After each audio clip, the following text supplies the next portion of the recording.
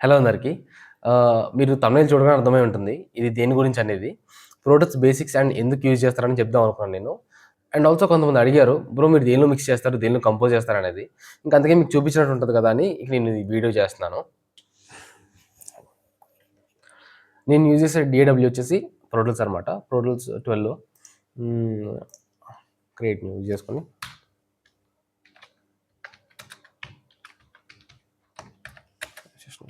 Zero అని పెడతాను. ఇది కామన్‌గా ఇవి పెట్టేసుకోండి. వేవ్ అండ్ శాంపిల్ రేట్ వచ్చేసి 48 కిలోహెర్ట్జ్ పెట్టుకోండి. బిట్ డెప్త్ వచ్చి 24 పెట్టుకోండి. ఐఓఎస్ వచ్చేసి లాస్ట్ స్టేజ్ పెట్టేసుకోండి. మీకు లొకేషన్ అనేది మీ ఇష్టం అది. అంటే మనకి డిస్క్‌లో ఎక్కడ కావాలంటే మనం చేసుకోవచ్చు.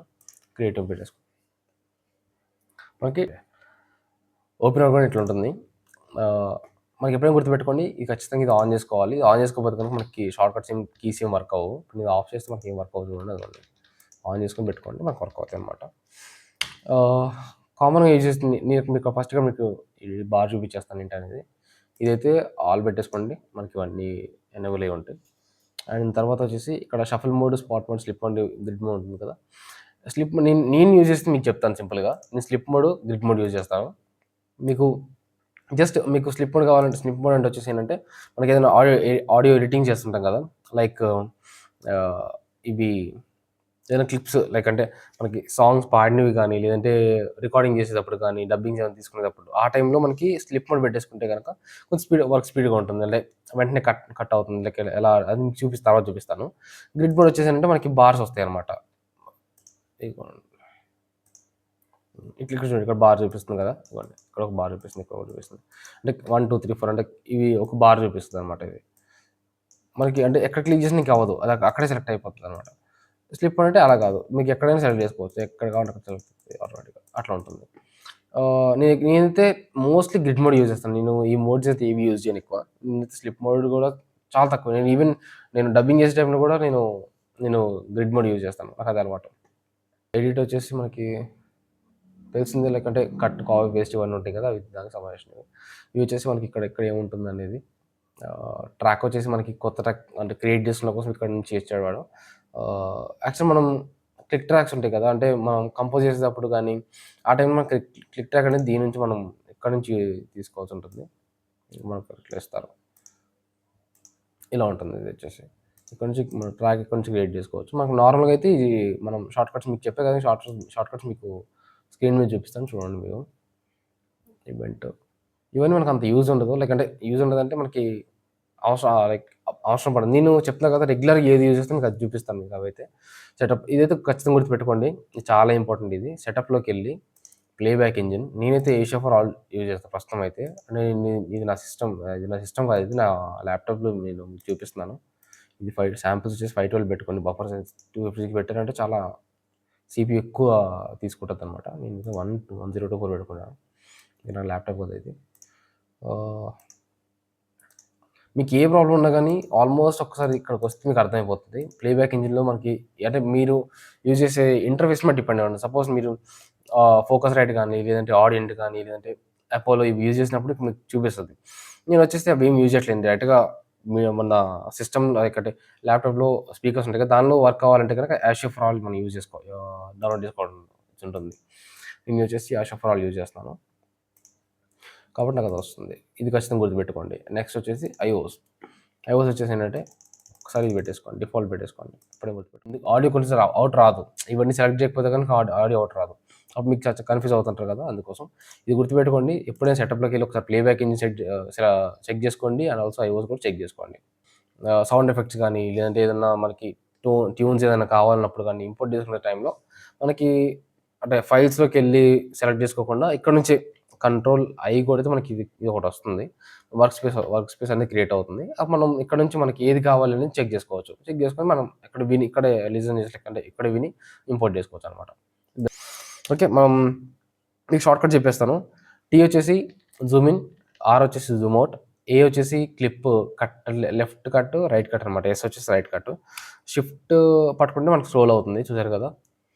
And control shift Z. Control Z వచ్చేసి మనకు అండు, షిఫ్ట్ జెడ్ వచ్చేసి రీడు. ఇంకా నేను మిగతావన్నీ యూజ్ చేయాల్సిన అవసరం ఉండదు. రెగ్యులర్‌గా కామన్ యూజ్ అయితే ఇవన్నమాట. Okay. Fade in, fade out వచ్చేసి ఎఫ్ అనేది మనం యూజ్ చేసుకోవచ్చు. ఇప్పుడు ఒకసారి మీకు ఆడియో ఇంపోర్ట్ చేసి చూపిస్తాను. నేను ఆడియో ఇంపోర్ట్ చేయడానికి వచ్చేసి కంట్రోల్ షిఫ్ట్ ఐ క్లిక్ చేస్తున్నాను. చేసేసి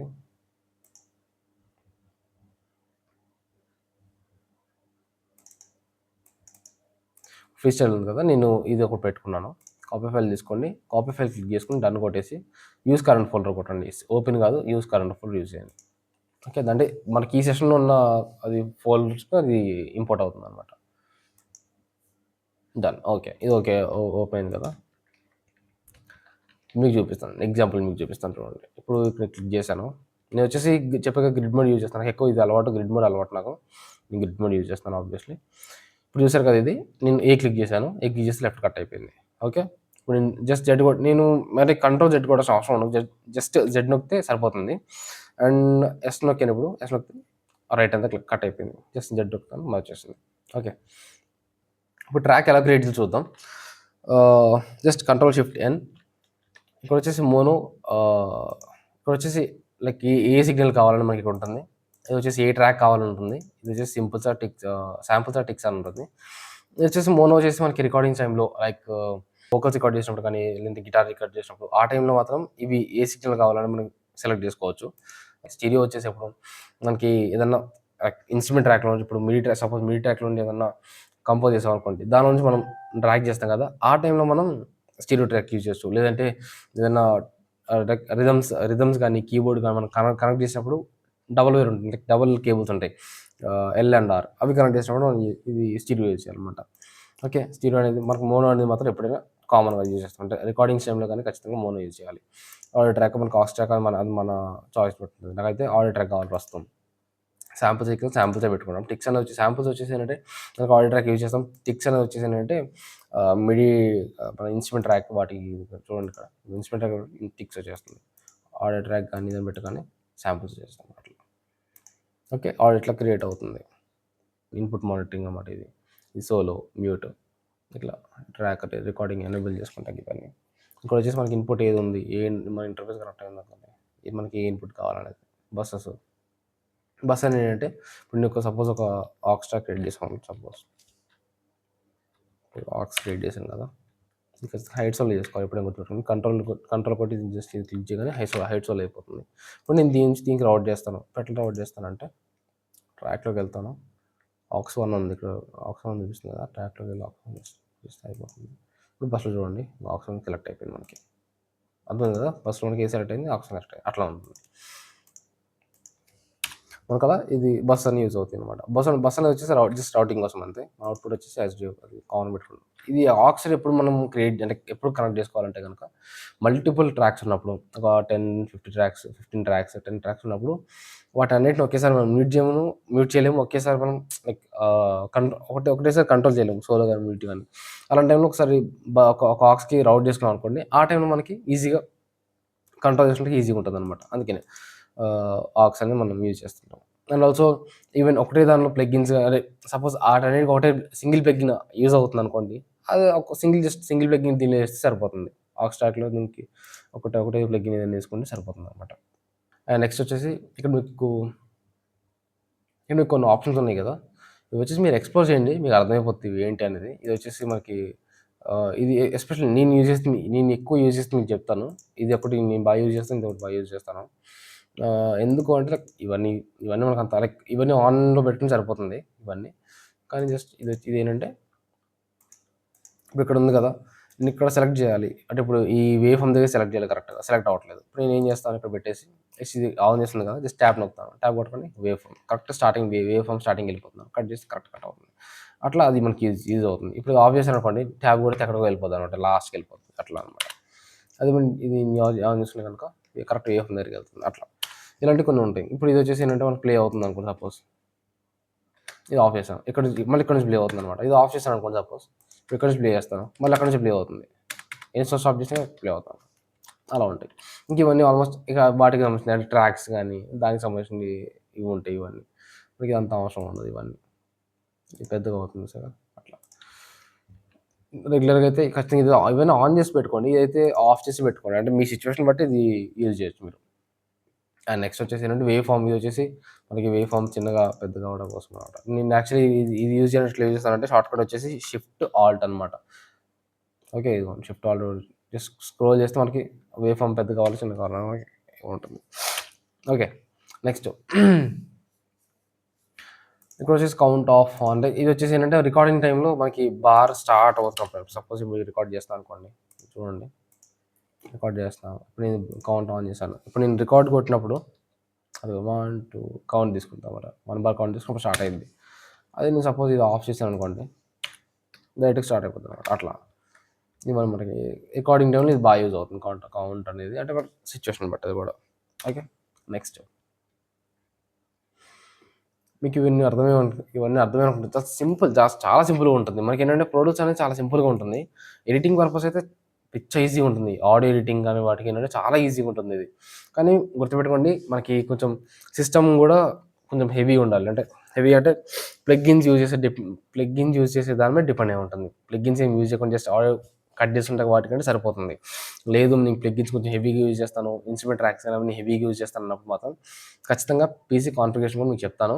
అది ఏది తీసుకోవాలనేది నేను మీకు డిస్క్రిప్షన్లో పెడతాను, మీరు చెక్ చేసుకోవచ్చు ఒకసారి.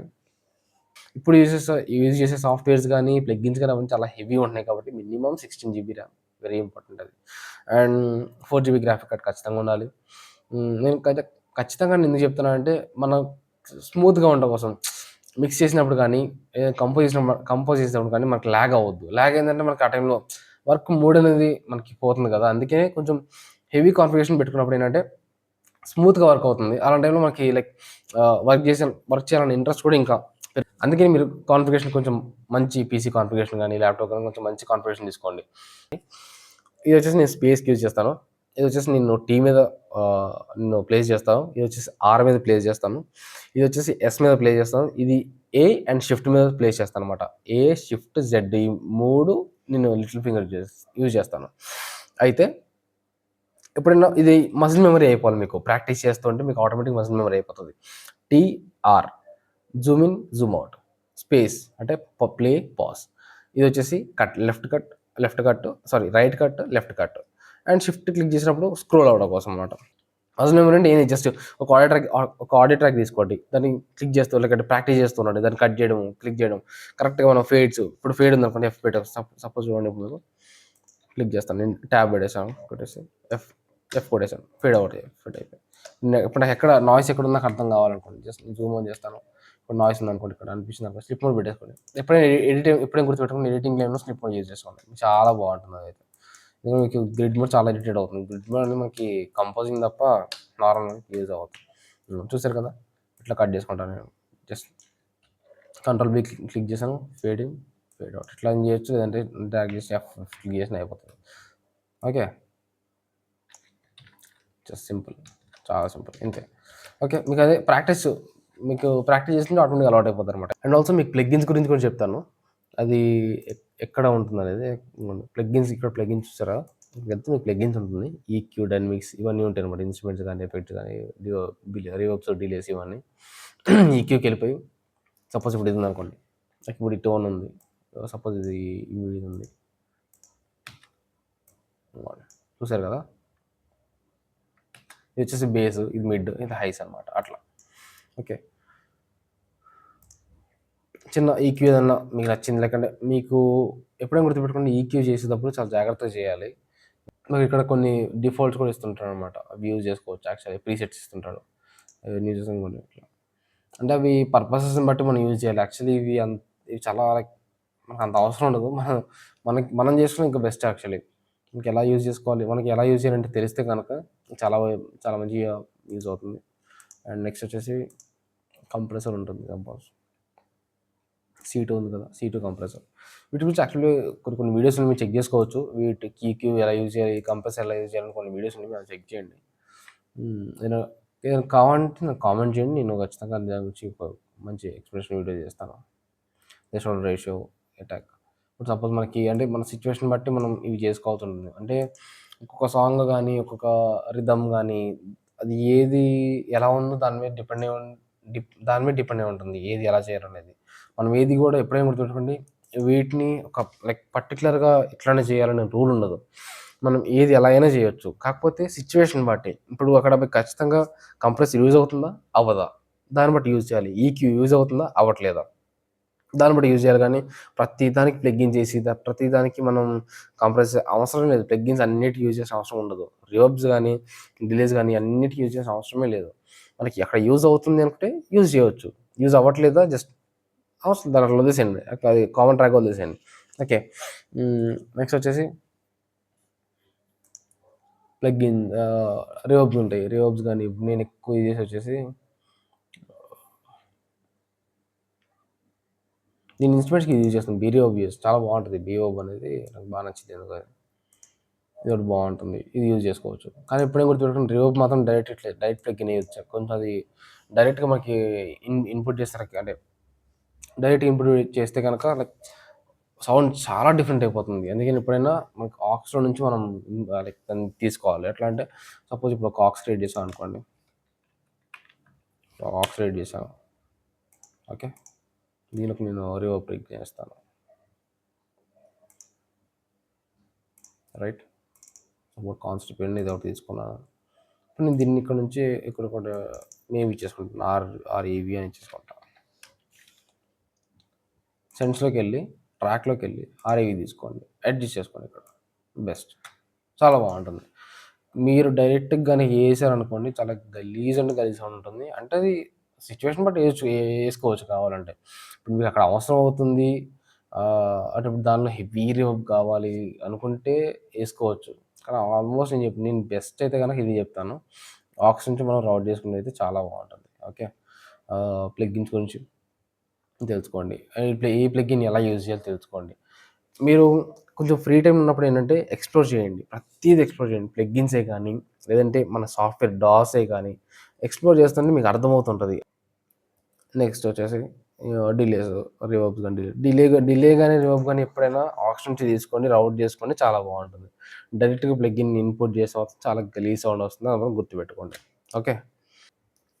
నేను మీకు అన్నీ కవర్ చేశాను అనుకుంటున్నాను. జస్ట్ సింపుల్‌గా ఏం లేదు ఓపెన్ చేయగానే నీకు ఎలా ఉంటుందో చూపించాను. అండ్ తర్వాత మనకి సెషన్ క్రియేట్ చేయగానే ఏ విధంగా ఉంటుంది, ఏది ఆన్ చేసుకోవాలి, ఏది ఆఫ్ చేసుకోవాలో చూపించాను. దాని తర్వాత మనకు సెటప్‌లోకెళ్ళి ఖచ్చితంగా ప్లేబ్యాక్ ఇంజిన్ అవి చెక్ చేసుకోండి. ఎందుకంటే మీకు ఆడియో ప్లే అవ్వకపోతే మళ్ళీ కన్‌ఫ్యూజ్ అవ్వద్దు. జస్ట్ అవి ఆడియో ప్లే అవ్వట్లేదంటే గనుక మన ఆడియో ప్లేబ్యాక్ ఇంజిన్ గాని లేదంటే ఐఓఎస్‌లో గాని చెక్ చేసుకోండి సరిపోతుంది. లేదంటే మీకు ఆడియో ఇంటర్ఫేస్‌లో మీకేదైనా ప్రాబ్లమ్ ఉందో చెక్ చేసుకోండి అక్కడ. అండ్ నెక్స్ట్ థింగ్ వచ్చేసి మనకి ఆడియో ట్రాక్స్ ఎలా క్రియేట్ చేసుకోవాలి, మనకి ఆక్స్ ట్రాక్ నుంచి ఎలా తీసుకోవాలో మీకు చెప్పాను. రౌటింగ్ కూడా చెప్పాను. అండ్ ప్లగిన్స్ గురించి కూడా మీకు ఎక్స్‌ప్లెయిన్ చేశాను.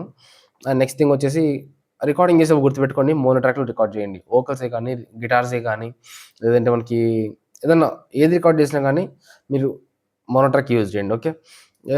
కీబోర్డ్స్ నుంచి కేబుల్స్ ఎలాగంటే ఎల్ఆర్ మనం కనెక్ట్ చేసినప్పుడు రిథమ్స్ నుంచి ఎల్ఆర్ కనెక్ట్ చేసినప్పుడు మాత్రం అప్పుడు స్టీరియో యూజ్ చేసుకోవచ్చు. కానీ ఆల్మోస్ట్ అయితే మోనో ప్రిఫర్ చేయండి. కంపోజింగ్ టైమ్‌లో మాకు క్రెడిట్ చాలా బావుంటుంది. స్లిప్ మోడ్ వచ్చేసి మీకు ఎడిటింగ్ టైమ్‌లో అంటే లైక్ ఆడియో క్లిప్‌ని కట్ చేసినప్పుడు కానీ, ఆ టైంలో మనకి ఇది బాగా యూజ్ అవుతుంది. అండ్ మీకు 5 ఫింగర్స్ గురించి చెప్పాను కదా! Space, T, R, S, A, shift, Z. Okay. Little ఫింగర్స్‌తో మనకి 3 కీస్ యూజ్ చేయడానికి ట్రై చేయండి. మిగతావన్నీ సింగిల్ యూజ్ చేయొచ్చు. ఓకే. ఇదొచ్చేసి స్పేస్ వచ్చేసి మనకి ప్లే, పాజ్. టీ వచ్చేసి మనకి జూమ్ ఇన్. ఆర్ వచ్చేసి జూమ్ ఔట్. ఎస్ వచ్చేసి మనకి రైట్ కట్. ఏ వచ్చేసి లెఫ్ట్ కట్. షిఫ్ట్ వచ్చేసి మనకి స్క్రోలింగ్ కోసం అంటే లైక్ సైడ్ స్క్రోలింగ్ కోసం.